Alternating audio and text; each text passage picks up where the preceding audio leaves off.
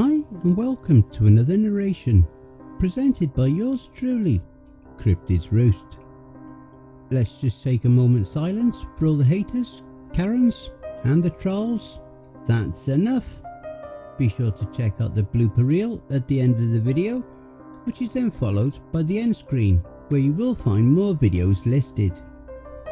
So grab your coffee, sit back and enjoy the show. And don't forget, where fear is, happiness is not.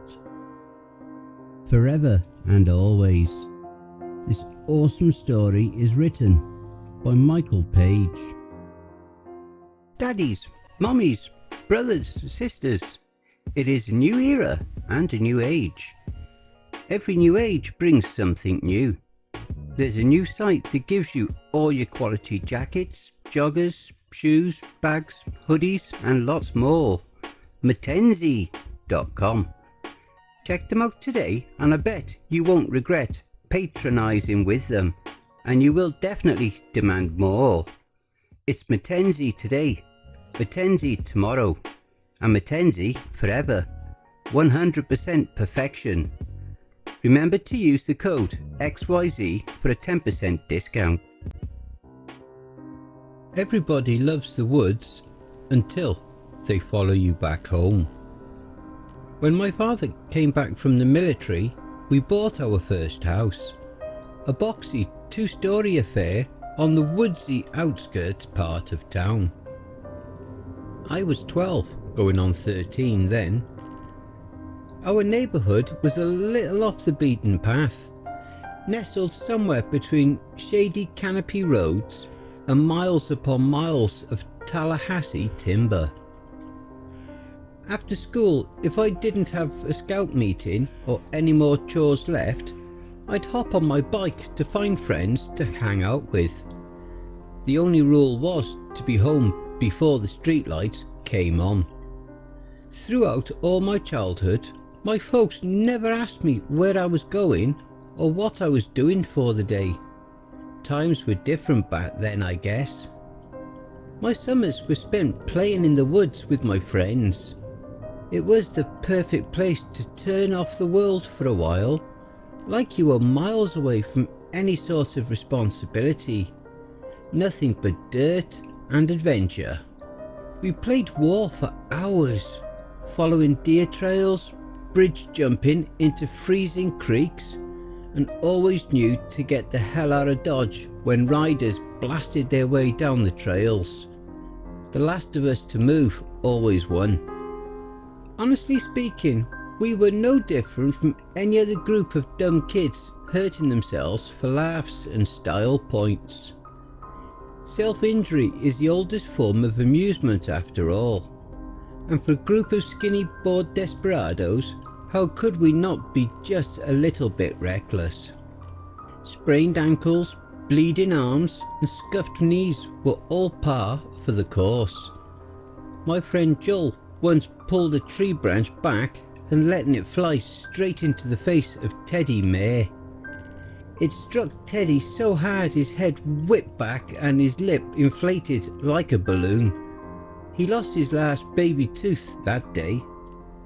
Sometimes if we ever felt up to it, we'd make the trek to Hollow Sink Park to stare at the sinkholes that tourists came to gawk at. The park was littered with them, but we mostly went to see the dismal moor. At least we did until some kid drowned in it. A friend of mine once said he saw the boy's white face staring at him from the black water. I figured he was full of shit. I knew the woods like the back of my hand, and other than a decent escape for us, they had also become a series of shortcuts we could use to reach each other's houses. Lickety-split. Hard to get lost if you memorised landmarks and stuck to the damn trail. Neglecting that is how most poor souls ended up on the news. One evening I was with Joel in his garage trying to complete our construction of a bike ramp for the summer. Despite the sky draining to a dense bruised colour, I stupidly let him razz me into staying just a little bit longer to get more of the ramp done. If not for the looming threat of my old man ripping me a new one, we'd probably have had it all finished. But I waved him off and rode the bike home. I decided to cut through the woods. It was my only chance to beat the automatic circuits of the streetlights that were waiting for enough light to disappear. I followed down the path as it dipped into a creek and then smoothed out into a single track lane. Wet clods flew off my tyres as the gears buzzed and jittered along the trail. I was still saving up for one of the fancier rock hoppers that riders used, but until then my clunky hybrid was enough to get me around. The sun dropped like a beacon in the distance, taking away what time I had left. I had to hurry. I kicked it up a notch, speeding through the trees and the Spanish moss that hung from them like a hippie's dreadlocks. But just as I crested the brow of a hill, I suddenly had to stop.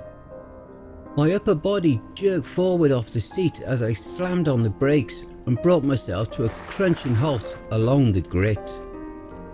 Ahead of me, just a yard or so away, the body of a white-tailed deer blocked the path. It was lying on its side, all four legs splayed out from under it. The skin had been torn away from its back, leaving the pelt to sag around the exposed flesh, damp with blood. Great chunks of meat were gone, carved out by sharp teeth from whatever had killed it. Somewhere within the ragged, chewed muscle, I thought I could make out the semblance of a spine. A fresh kill. Predators weren't uncommon here, but they mostly stuck to the human-free spaces of the forest. As many times as we explored this place, we very seldom ever saw them. Something moved out of the undergrowth. My eyes snapped towards it. My heels instinctively scraped the earth to back the bike up. A large black hound. It was a mangy looking thing, romping out to the covert and towards the corpse. A wolf, I thought, as my eyes traced the thickets for any more signs of movement. There didn't seem to be any. Taking no notice of me, the hound bowed its head and began to sink its teeth into the carcass, pulling and tearing off more parts. The hound was covered in tangles of dark, scanty fur. I'd never seen a dog's coat so black, like it was more of a dog-shaped silhouette than anything else. The same pitch as a starless night sky. I backed away slowly, trying to raise as much distance from it and me as possible as I rotated the bike around. A few rocks shifted and scuffed loudly under my tyre. I had moved too quickly. The hound reared its shaggy head towards me. I stopped moving. Its body rose up and stiffened, the sides of its dark muzzle quivering. Ropey strings of saliva dripped off its chin, falling over the remnants of what once was a deer's jugular, now gripped in its teeth. The hound was big, maybe the size of a mastiff, maybe just a bit bigger. But what sent the ripple of static down my spine was the single white saucer it had for an eye, dead centre, bulging outwards from the animal's head. The eye held a vague whiteness without any hint of sight. The hound's body lunged forward just as I twisted around and started beating the pedals. I went full throttle, riding the downhill burst at breakneck speed. "It's not after you," I told myself. "It just wants you away from the deer. It doesn't want you." But it was coming. I knew it was. My bike wavered wildly back and forth along the rugged earth. I was standing up, pumping the pedals madly and forcing the handlebars still. Against every instinct not to do it, I chanced to look back. It was right on me, closer than I had even pictured. The frothing, grinning teeth were mere inches from my rear wheel. I could see the bits of deer stuck between them. I could even see into that grotesque white eye and the faint milky pupil staring at me behind the film. From out of his mouth a pale ghostly tongue slithered in and out. Despite how close it was, as crazy as this is to say, I could not hear it moving. Its legs, which were protruding into the earth to keep up with me, weren't making any sound at all. No crunching leaves, no haggard panting, just a silent shape drawing closer. I honestly thought I'd gone deaf in the panic. I could smell it though, a pungent odour of blood and mange. All I could do was push harder, pumping my legs like engines that revved higher and higher. Air battered my face, none of it making it into my lungs. The trees synced up in my peripheral vision like slides on a projector screen. I pulled the phlegm down my throat. I veered to the right, ducking through a rib cage of skinny branches and then onto a connecting trail. One branch got my cheek, trickling out some blood. I risked another look. Might Swerver gain some space between us. "Fuck you, lassie," my thoughts cheered as I pushed ahead. Then the world upturned. My body was flung forward like a rag doll as I crashed headfirst into the earth. No chance to adjust or recover. I fell hard. The wind was knocked out of me. Colours and textures became red and gritty. My palms were scraped raw, both knees bleeding. I gathered my bearings, trying to put together what had just happened. My bike was lying next to me, its old chain snapped completely. The growing shape of the hound was growing larger. It hadn't quit. I kicked off the dirt and broke off towards the closest, fattest tree I could find. Luckily, a large enough oak was nearby. I planted one dirt-streaked sneaker against it and pushed upwards with the other. My hand stretched and managed to grab hold of one of the overhead branches. I pulled myself up and swung my leg over. At last, a sound reached me, the clack of teeth that barely missed their mark. The hound fell on its side in silence and quickly scrambled back to its feet. "Go away!" I screamed at it. "Go away!" The hound's face scrunched into a snarl, teeth bared, yet no sound came from it. Foam dribbled over its lips, the gums as white and bloodless as the tongue they shared a space with.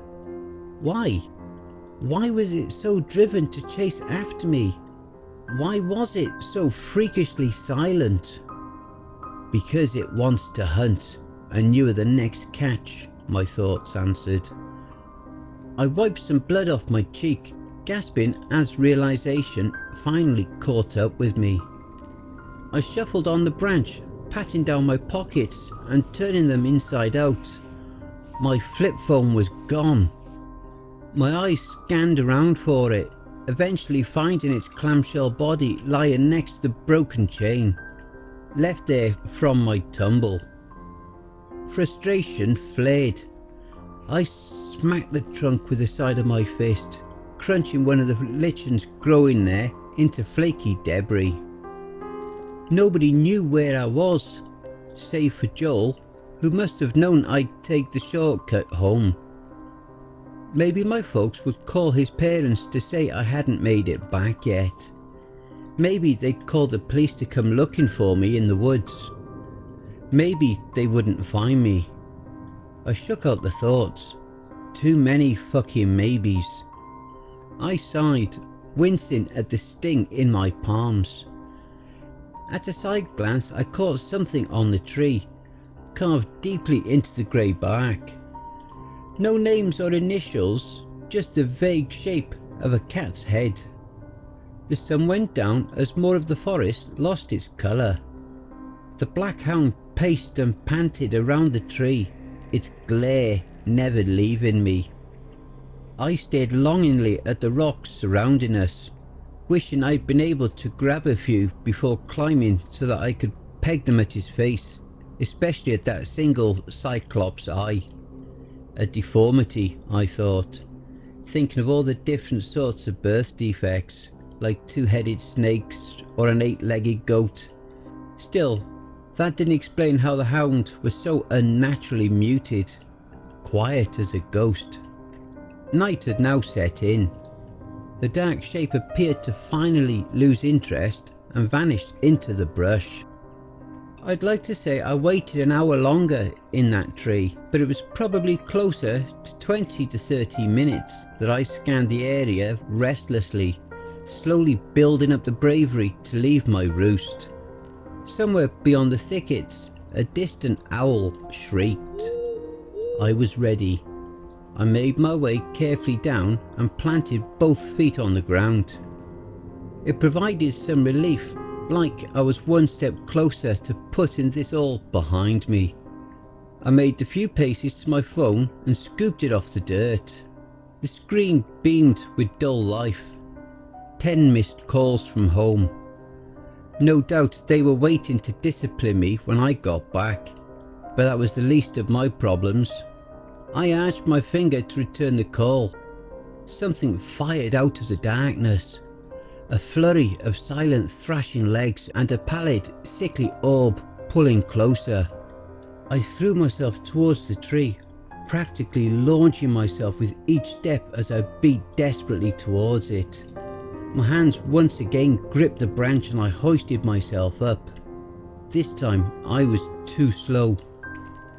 Fangs found my leg and buried themselves deeply inside. Pain wells shooting up in an erupting flare through me. Branches and leaves meshed in my vision. I let out an agonised cry. The bark splintered into my fingers, but I didn't dare let go. Somewhere in my mind I pictured a bear trap clamping its iron teeth into Bambi. The hound, now balancing on its hind legs, shook its sizable neck muscles, trying to twist me back towards the ground. Its teeth dug further through the nerves, sending a flurry of pins and needles surging up my leg and scattering around my hip. With everything I could, I mustered my free leg up and kicked at its muzzle with my heel. Through some cosmic mercy, its jaws released. I swung my body the rest of the way up and planted myself back where the height favoured me. Dark blood dripped down my leg and rolled over my sneaker. The pain heaved in waves and hot pulses. I buried my face against the gnarled bark and cried, not wanting to look at the wound, but I forced myself to peek at it. The teeth-shaped grooves left me light-headed. "Don't faint," I snapped at myself. "Don't you dare faint." I looked down. My phone once again lay on the ground. I couldn't help but cry some more. The hound sat there and stared up at me, its bulbous cyclopean eye marking me in a world without end. Fresh blood, my blood, this time reddening the foam around its snout. It had waited the whole time, queuing itself up for me to let my guard down so it could take me out. I wasn't just trapped up there, I was a bird with a broken wing. Thank Christ the hound couldn't climb. I bit back the tears, trying for a moment to picture myself acting tough in front of the guys. It helped somewhat. I resorted to calling out for help, hoping that just by chance someone might hear me and come looking. The hound once again vanished into the tree line, but I knew there wasn't a chance in hell I was going down from the tree again. I could still feel the beast there, watching me from the bracken, waiting with tireless patience. For the rest of the night, I smacked away the gnats and mosquitoes trying to eat me alive. Can't say I blame them. I was probably a smorgasbord for their tiny alien mouths. I was cold, scared, and hurting. Every so often, another spasm of pain would shoot through my leg and fill my head with chilling thoughts. Nerve damage, infection, amputation. What if I could never run after this? What if there was nothing after this? It was impossible not to think about. Every time the panic flared back up again, I would scream and shout for help until my throat went dry. Desperately breathless. An eternity passed. The sky shifted into an orange-blue tone. Sunrise was on the way. When enough of it brightened the forest, I fell back on shouting for help. Everything hurt, and a tempting need to vomit roiled in the pit of my gut. I clung to the tree and shouted when enough air allowed it. "Hey, everything okay?" a man's voice eventually called. I looked down. There was a young couple parked on waspy yellow bikes, both of them wearing bright lycra jerseys. They happened to be riding the trails that early morning and heard my cries. "Kid," the tallish man called again, "are you okay?" "There's a dog," I shouted back. "Watch out!" Both their necks swiveled but then returned to me. The man approached my tree. The braided haired girl remained on the trail, watching cautiously. I expected the one-eyed dog to burst through the growth at any moment and fall upon the man, while the woman recoiled in horror. But nothing happened. The hound had apparently gone away. They took me to the hospital where I got several stitches for the bite, a tetanus shot, and the first of a scheduled series of 5 anti-rabies shots. I was half expecting to still be reamed by my folks for putting myself in that position, but they were just happy I'd made it back home. Going from offender to survivor will do that for you.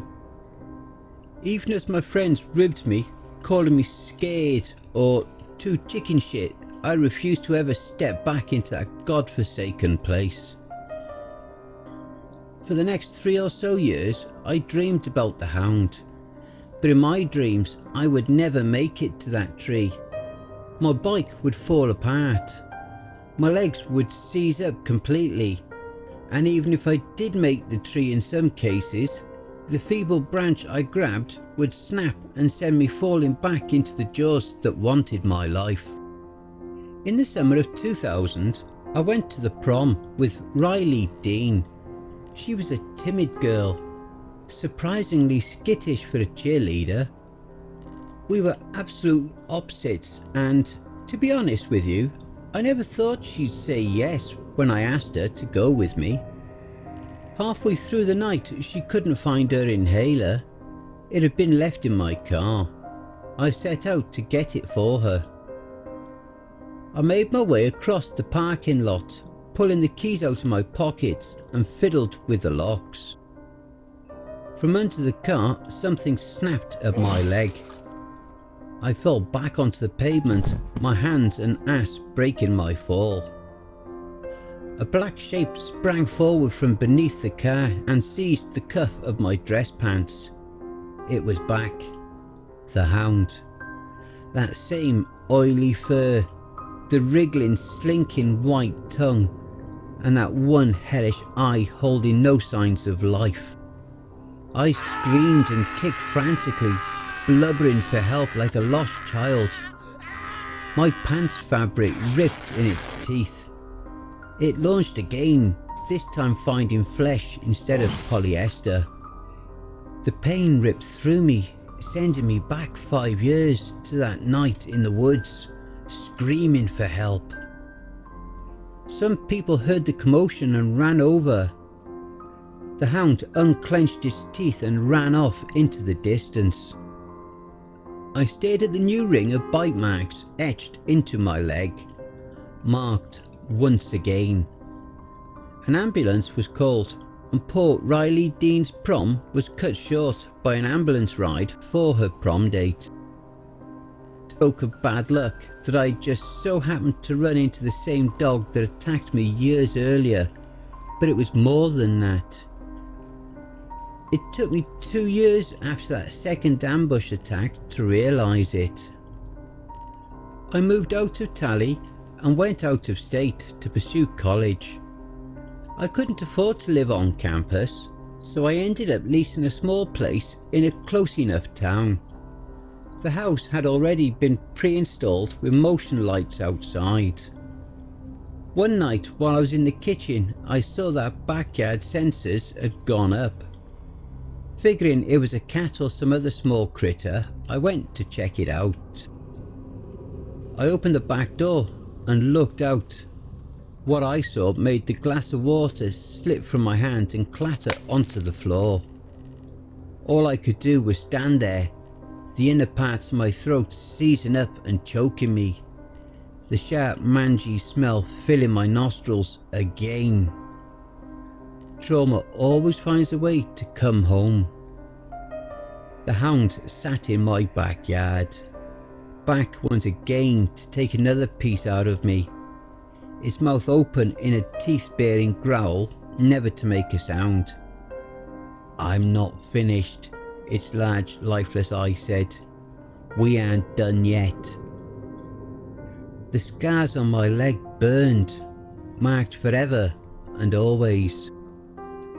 I closed the door and locked it and walked upstairs to my bedroom. There was not much else I could do. For half a moment I actually thought about calling animal control and telling them a rabid dog was loose in my yard, but the beast would be gone by then. It was always gone by then. The hound has come several times since then, bounding at me from a dark alley, leaping out from behind a tree, a shadow forever hunting me. And just how long until it bursts onto my chest, gunning for my neck? I've since bought a pistol and the loaded chamber never leaves my side. Who knows if it will even do anything to that thing, but I'll die before it ever manages to catch me off guard again. Sometimes I even think about going back to Tally, where I know more kids are surely playing around those woods, exploring places, running into things they shouldn't. "Go home! Stay out of the woods!" I'd shout at them. "Stay the fuck out of those woods!" And I hope you all enjoy the blooper reel. Throughout all of my I was still saving up for one of those but until then,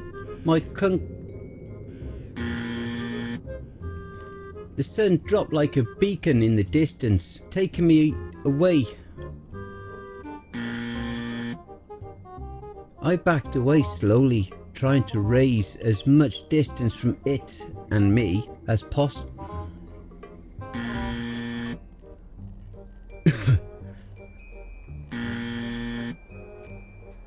The frothing, grinning teeth were mere inches from my back. My body was flung far, gasping at maybe my folks would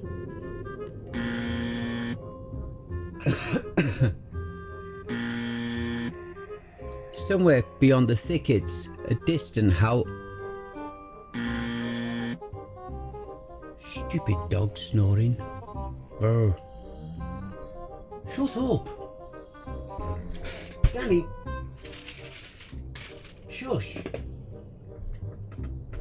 Always the same. Got to record and the dog snores. I bit back the tears, trying for For the next 3 years or so. In the summer of 2000, I went to the prom with... I stared at the new ring of bite marks etched in my... But I'll die before it... Hey family, please be so kind as to throw punch the like button and smack the ass of the subscription button as well. And remember to chokehold that notification bell and then select all. That way you'll receive all notifications each time I upload a new video. And by subscribing, you'll be the first to see all of our new spooky creepypasta stories. A very big thank you to Michael Paige for allowing me to narrate this awesome story. Make sure to check out Michael Paige's Reddit page for more brilliant stories. And be sure to check out the Michael Paige playlist here for more of their stories that I may have already narrated. I would just like to say a very big thank you to all of the authors that I have worked with and all the ones that I will work with in the future. So thank you all, my brothers and sisters, and why not hashtag cryptidsroost in your comments. A quick thank you to all of my Cryptids Roost community family too. We are now well on our way to 1,000 subscribers, so please spread the word and help us to grow and expand, and don't forget to share the videos too. If you would like to support the channel and help make us grow, you can buy me a coffee with your donations, big or small, to buymeacoffee.com. You can also support us at Ko-Fi and BitChute. You can also follow us via our Facebook group, Twitter and Instagram. You can support us and donate via paypal.me/cryptidsroost as well. All relevant links will be below. And don't forget to check out the end screen, see above. That will also list some more videos in my back catalogue. Take care everyone, and I hope that you all have a wonderful and peaceful night. And don't forget, where fear is, happiness is not.